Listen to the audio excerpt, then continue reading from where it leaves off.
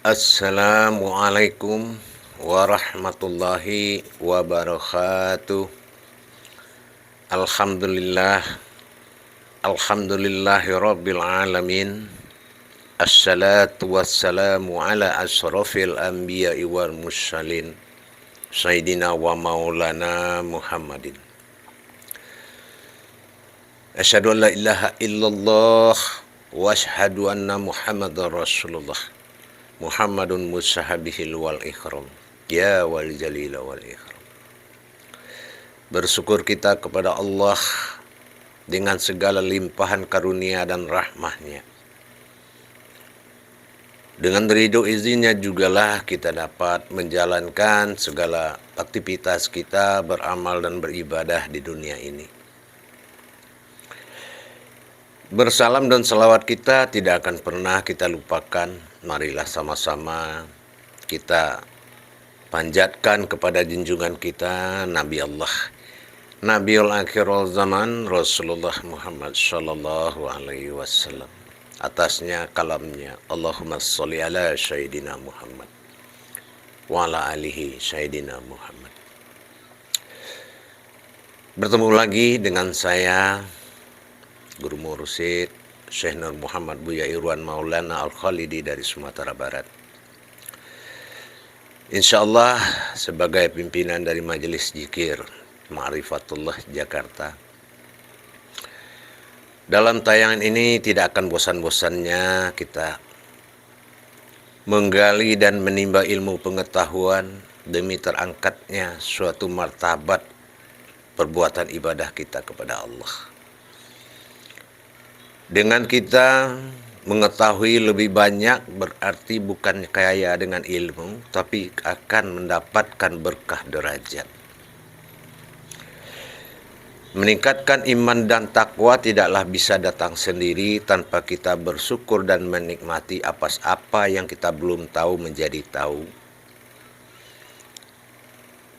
Menghindarkan kita dari rasa takbur, keriaan dan kesombongan di dalam jalan Allah.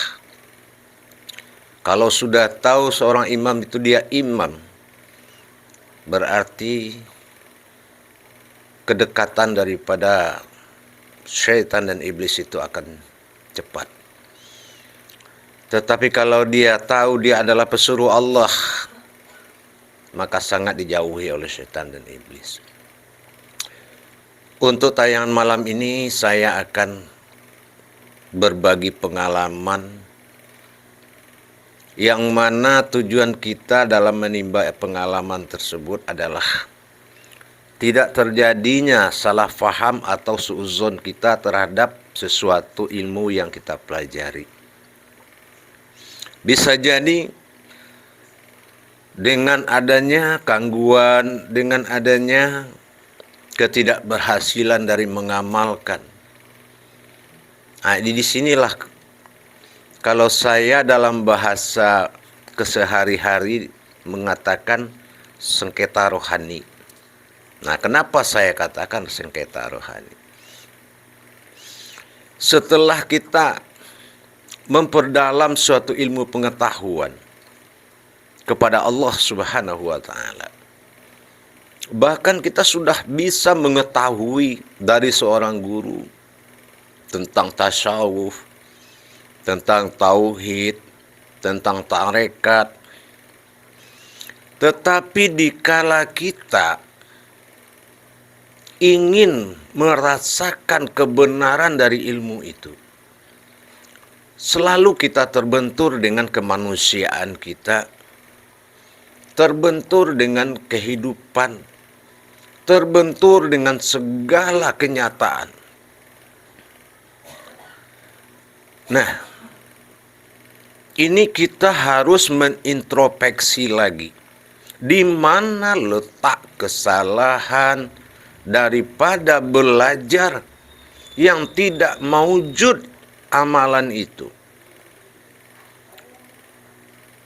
Belum sebuah pengetahuan ini menjadi sebuah kodrat?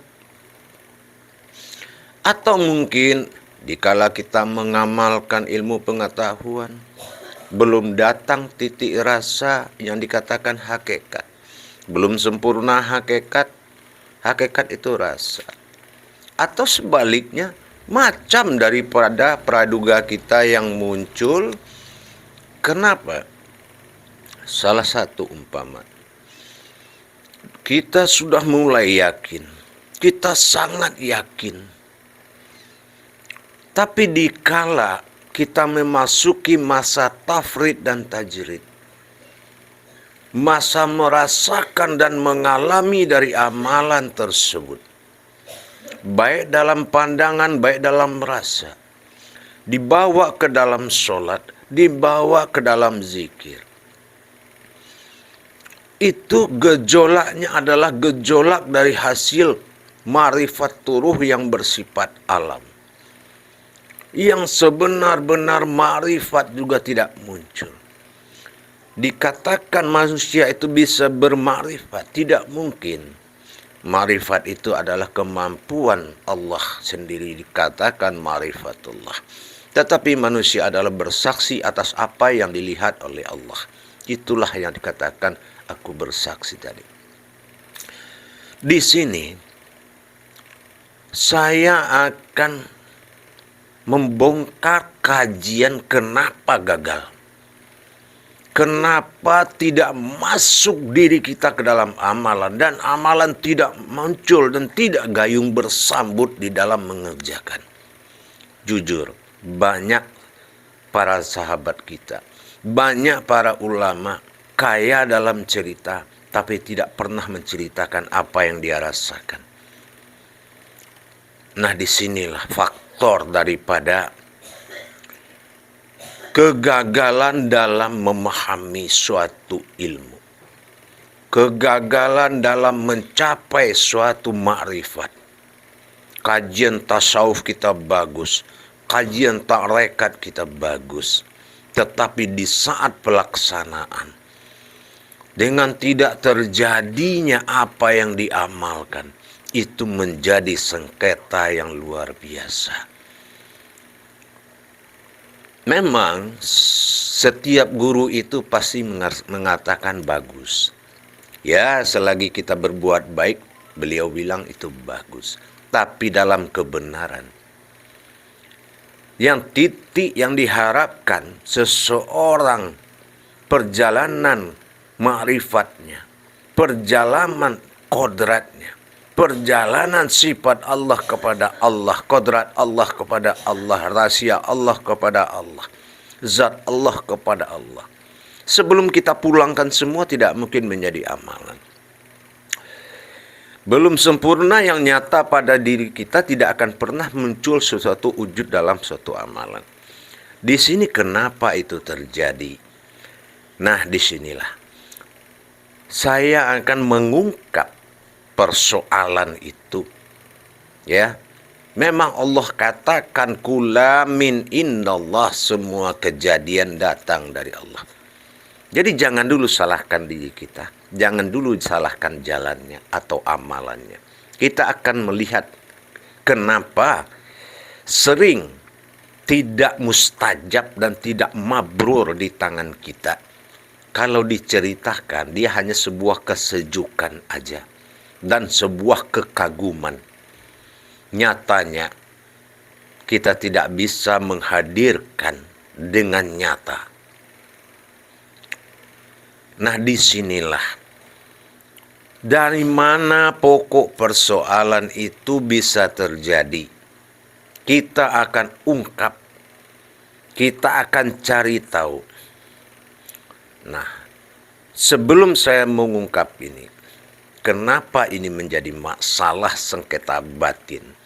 Sudah dilengkapi akad adab, sudah dibaiat, sudah ditalkin sama guru, tetap aja zikir tidak ada kelenyapan fana diri. Sholat masih aja kebawa diri. Dalam mengamalkan masih butuh sebuah tulisan. Nah, disinilah masih bertempat Tuhan itu. Masih kedengaran ayat itu. seluruh kodrat-kodratan ilmu, tasawuf, marifat, semua perbuatan-perbuatan hakikat tergendala. Kenapa? Jadi para jemaah, para hadirin yang dimuliakan Allah, jangan khawatir dulu. Jangan terlalu cepat patah hati, jangan terlalu cepat suuzon, jangan terlalu cepat berpikir yang tidak-tidak. Saya akan mengatakan, membuka suatu keadaan yang mana terjadinya suatu sengketa rohani tadi, kegagalan dalam pemahaman. Tapi kalau dalam cerita, dalam buka kaji, dalam batas merinding, ya, itu belum dikatakan lahutnya Allah. Yang dikatakan lahutnya Allah itu kalau dia ada tidak bisa dikatakan, kalau dia berupa tidak bisa diceritakan. Kalau dia terasa tidak seperti rasa yang pernah dirasakan. Ya. Jadi disinilah salah satu, ya, untuk benteng persyaratan kebenaran seseorang menuju ma'rifatullah, menuju suatu yang hakikat ke jalan Allah, itu adalah pertahanan Allah itu sendiri. Ingat, salah satu penyebab tidak tembusnya suatu ma'rifat, suatu kodrat yang telah disusun dan diwujudkan dengan khadim, dengan ma'rifatul khadim, dengan isbatul yakin, tetapi kadang-kadang dikalahkan oleh rasa pegel, kadang-kadang dikalahkan oleh rasa suatu masalah, kadang-kadang ilmu itu dikalahkan oleh goncangan akal. Tidak tembus kodrat itu dan tidak maujud di dalam mengatasi keadaan kita. Kenapa? Karena dia tidak nyata. Tidak nyata dan di diri kita. Disinilah saya pernah katakan, ya, sebelum saya membuka ini suatu penyebab faham itu tidak terjadi. Saya pernah di tayangan yang lalu pernah mengatakan, segala yang berbentuk urusan dengan Allah Subhanahu wa Ta'ala, mulai dari arah syariat, hakikat, tarikat dan ma'rifat, diselimuti oleh makom tasawuf tauhid, ya, dan maujud dalam makom syariat, harus memiliki kemampuan dari Allah. Ya, harus memiliki kemampuan dari Allah. Tidak bisa semua kita atau seseorang menjalankan amanah Allah dengan kemampuan dirinya. Nah, di sini dulu saya pernah sampaikan, pastikan kodrat, ya, kodrat dari diri yang mengamalkan dengan kodrat yang diamalkan. Nah, itu pernah saya sampaikan, itu kuncian, ya. Karena kalau kamu ada dalam kodrat Allah dan kamu ada melihat dan tidak melihat wujud kodrat ilmu itu, tidak akan pernah ketemu dalam satu jalan. Nah, sekarang kita membahas malah gangguan. Gangguan yang kita bahas, kenapa kok bisa amalan tinggal di pikiran? Ya. Kok bisa kajian tinggal di cerita? Disinilah para hadirin, para saudaraku dan para jemaah, para hamba Allah yang dalam menjalankan ibadah, saya akan membahas tentang gangguan. Bukan hanya tentang kemudahan, tapi kita dari mana dasarnya suatu kesulitan itu datang ke diri kita dalam mengamalkan. Ini adalah salah satu dari bentengnya Allah. Ingat, simak kata-kata saya. Salah satu benteng kebenaran yang disiapkan Allah sebelum masuk ke azali dan liganya dalam bermain ma'rifat kepadanya Kenapa? Allah memiliki satu sisi pandang. Nah, di sini saya katakan Allah memiliki satu sisi pandang atau pertimbangan yang sangat bagus dan sangat kuat. Apa pertimbangannya? Pertimbangannya ini sangat erat dengan keadaan yang sebenarnya, yaitu kuncian dari pemahaman tadi.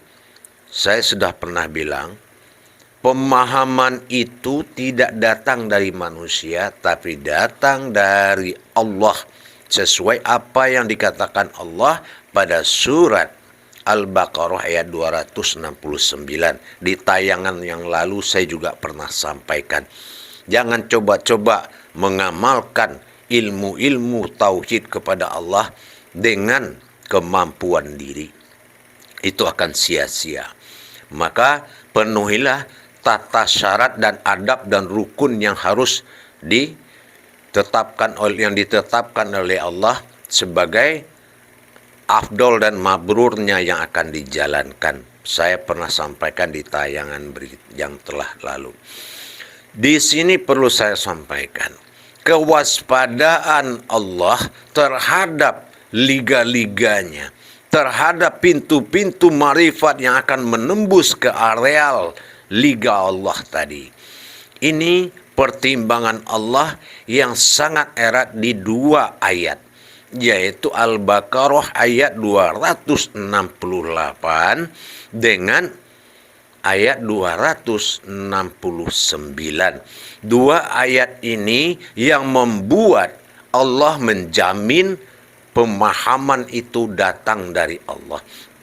Karena apa? Di 268 Allah sangat teliti atas apa yang dia pikirkan dan dia duga kepada seseorang manusia.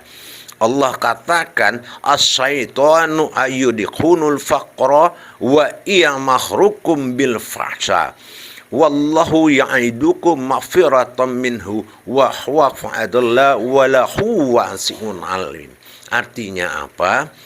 Allah mengatakan setan itu menakut-nakuti manusia akan kemiskinan. Nah, dan menganugerahi manusia seolah-olah kemiskinan ini tidak akan hilang. Maka tidak sedikit umat Muhammad itu mencari agama itu dengan dasar rezeki, bukan lillahi ta'ala. Nah inilah, jadi Allah itu tahu. Nah ini datang karena apa ini? Ya karena dia mencari kemudahan biar ada rezeki. Nah, gak jauh dari rezeki. Rupanya benar dugaan Allah di Al-Baqarah 268, kedatangan kita mengamalkan segala ilmu tauhid dan ilmu ma'rifat kepada Allah untuk dekat dengan Allah itu dengan dasar adalah supaya ada pintu rezeki. Nah inilah, rupanya kita sudah ditakut-takuti oleh setan. Cara setan menakut-takuti bagaimana? Cepat cari ibadah, cari amal biar kamu dapat rezeki, biar mudah rezeki. Bukan mendekati Allah, bukan mendekati Allah, bukan niat karena Allah, karena ketakutan dan mengharapkan bantuan dengan dalil Allah. Rupanya seseorang itu lagi ditakut-takuti oleh setan. Ini praduga Allah yang sangat nyata, apalagi zaman sekarang ini. Bahkan kalau ulama itu dilihat rumahnya dan mobilnya, itu pandangan. Bayangkan jauhnya, betul-betul 268 Al-Baqarah itu. Janji Allah mengatakan, kalau tidak Allah tahan dengan 269, bagaimanapun cara orang yang ditakut-takuti setan itu untuk menuntut ilmu tasawuf, hakikat, marifat, tauhid, bertarekat, tidak bakal bisa. Allah sudah kunci, Allah sudah pegang. Tidak akan bisa kamu faham tentang Al-Quran dan hadisku. Kenapa saya pegang? Karena kamu orang ketakutan, yang ditakut-takuti oleh setan, bukan dengan kesadaran, bukan karena kesadaran dan kecintaan kepada Allah kaji itu diambil. Begitu para hadirin, para jemaah, para hamba Allah, para ikhwan-ikhwan dimanapun berada. Introspeksilah diri kembali. Kasihan anak istri ditinggal kena belajar. Ternyata apapunlah dalil kita, penguasaan ilmu, ma'rifat, kodrat-kodrat ilmu, tarekat, tasawuf, taharoh bertahun-tahun, kalau perlu puluhan tahun. Kalau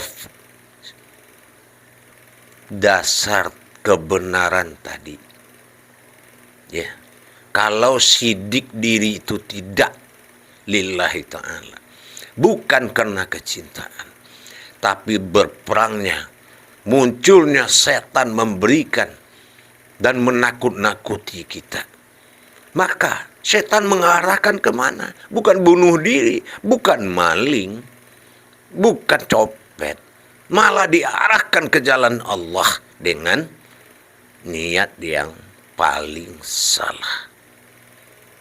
Bahkan pergi haji, kenapa?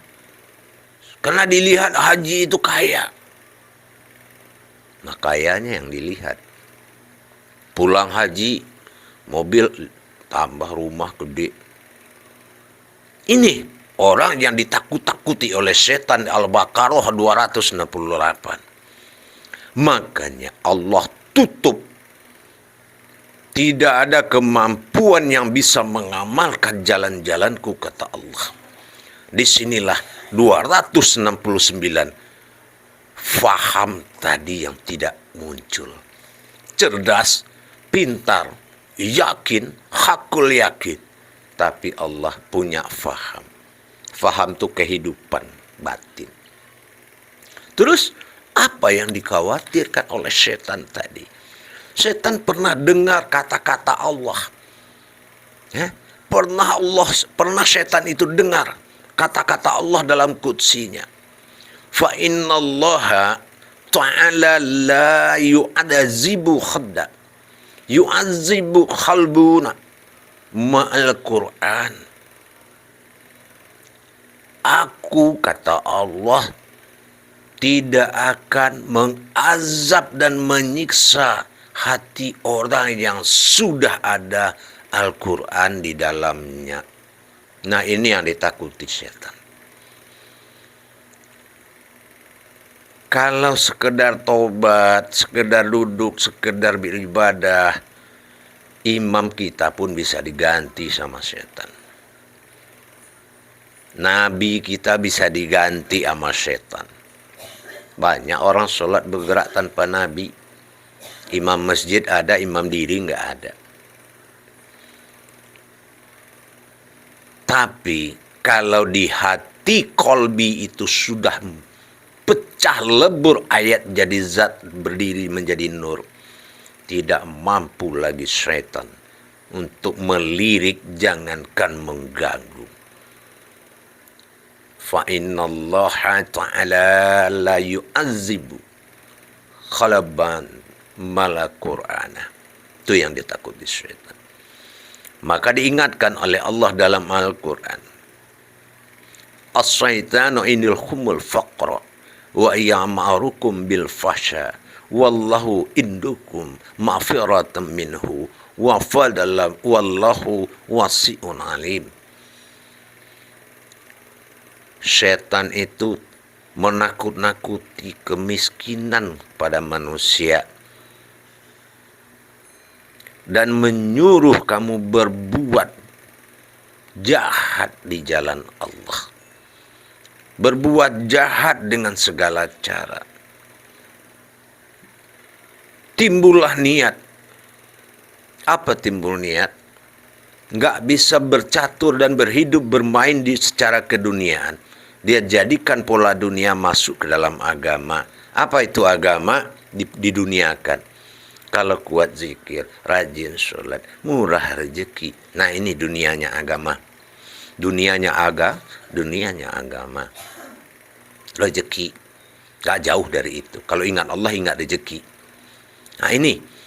Itu adalah bahasa orang yang ditakut-takuti oleh setan di Al-Baqarah 268. Kalau tidak, saya tanya, apa dasarmu bertuhan kepada Allah? Kenapa tiba-tiba kamu mengakui Tuhanmu Allah?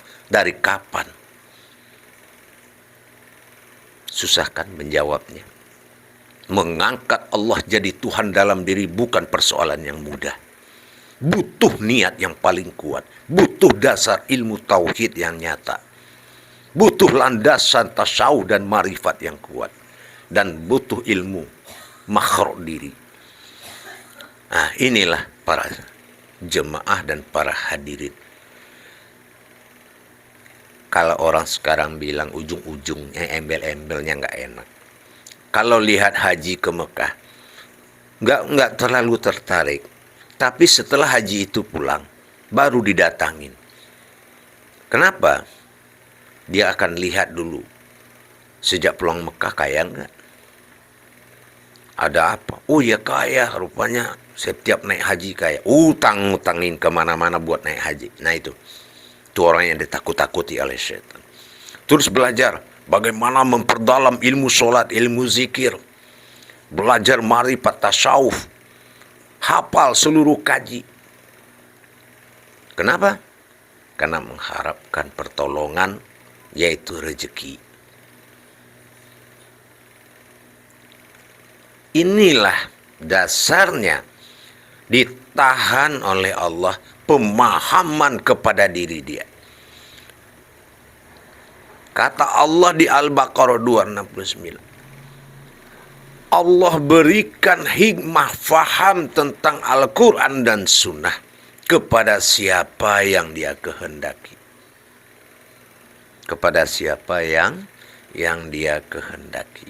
Bukan yang pintar, bukan yang hebat, bukan yang jago, bukan. Yang dia kehendaki. Nah, terus kenapa?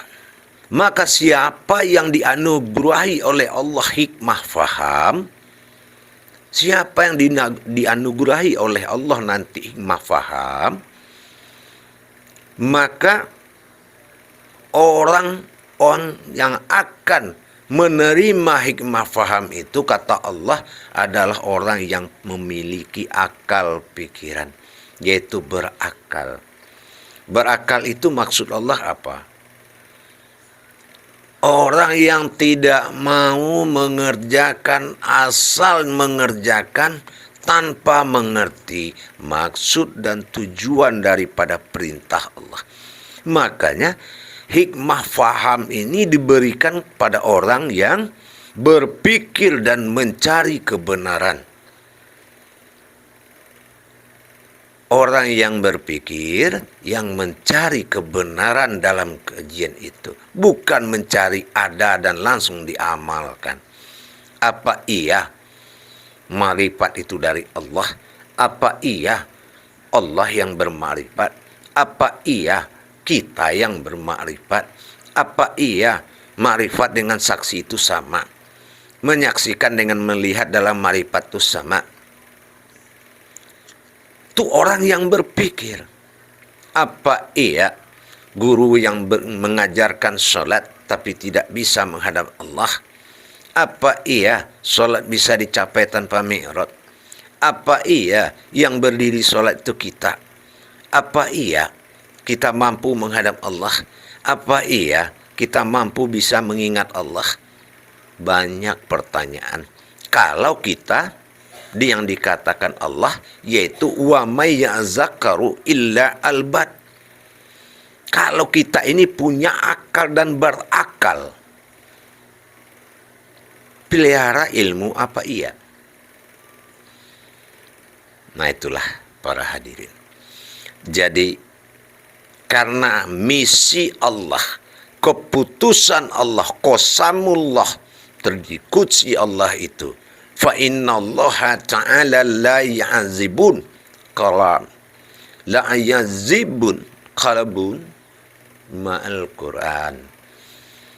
Nah, Allah tidak akan menyiksa hati yang ada, yang di dalamnya Al-Quran.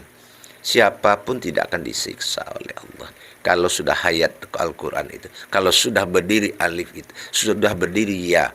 Kalau ya itu belum jadi hati, kalau hati belum jadi ya, kalau kolbu belum jadi kolbi, kalau kolbi itu belum jadi lahut, belum ada aras kursi di dalam, belum ada sifat nur di dalam, belum tajali-tajalinya, belum menjadi liganya Allah, azalinya Allah, belum ada Quran di dalamnya.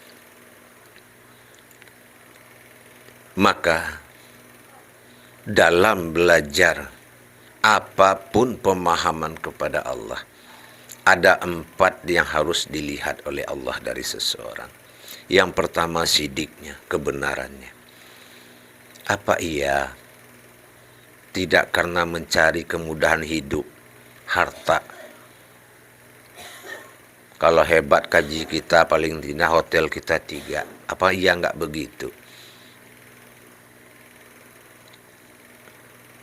Jadi kadang-kadang ada anggapan kalau ustadz, kalau kiai, kalau ulama itu orang bodoh, orang kaya bodoh.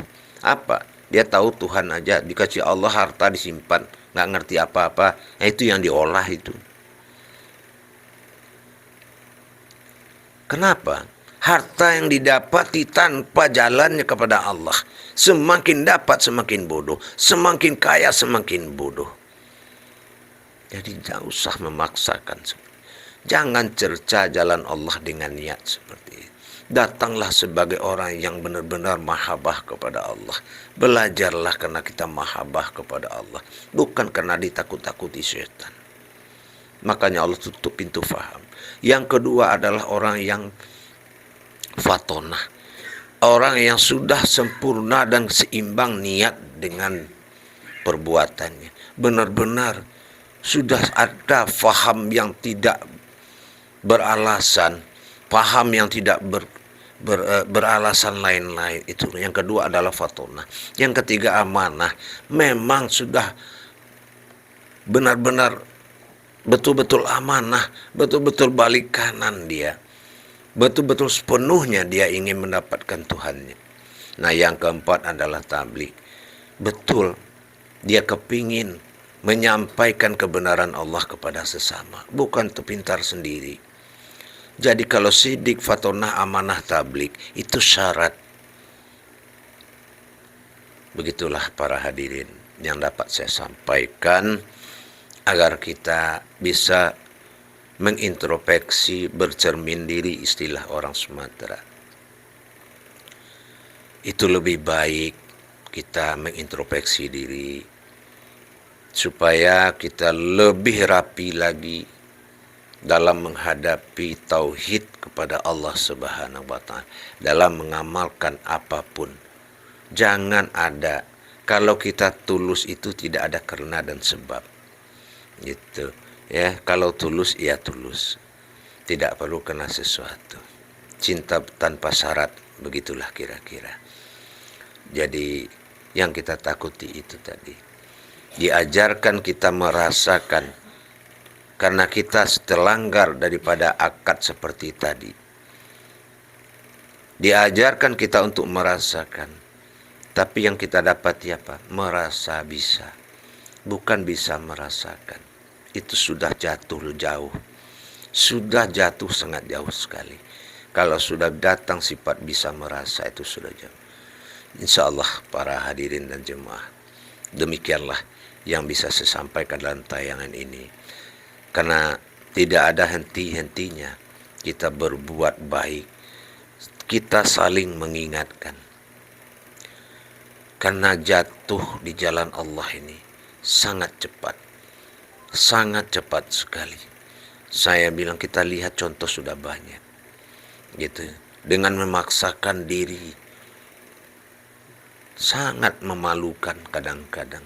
Subhanallah, prihatin batin kita. Terkenal 5 hari sama aja kayak selebriti. Terkenal 5 bulan, terhina 5 tahun. Ya Allah. Allah tetap pada kebenaran. Apapun yang dia jadikan, itu bahasanya dulu dalam menjalankan kebenarannya. Mudah-mudahan kita sama-sama orang yang cepat beristighfar kepada Allah. Untuk itu mungkin tidak bisa saya lanjutkan dulu sementara waktu. Akhirnya saya menyampaikan sedikit pesan bagi para hadirin dan para jemaah yang menyaksikan tayangan Buya Pasaman Timur dalam mengikuti kajian-kajian tauhid kepada Allah ini. Bagi yang ingin mendapatkan wawasan dan tuntunan, itu ada grup. Jadi silakan daftarkan nomor di grup Guru Mursyid Marifatullah. Nanti kita silakan akan terima dalam grup, dan untuk bisa bertanya tentang kajian-kajian yang ditayangkan di YouTube kita ini yang akan dimantapkan di dalam menjalankan. Bukan membawa paham lain ke dalam grup itu, tetapi memperdalam kajian-kajian yang ditayangkan dalam channel Buya Pasaman Timur ini. Barakallahu ya karim wa barakatul wa syafa'atan wal darajati insyaallah wal awliyata wa ulamadun Muhammadun Allahu wahdun al Muhammadun insyaallah. Tidak terputus hayat yang berdua itu dalam diri kita. Akhirul kalam, wabillahi taufiq wal hidayah. Wassalamualaikum warahmatullahi wabarakatuh.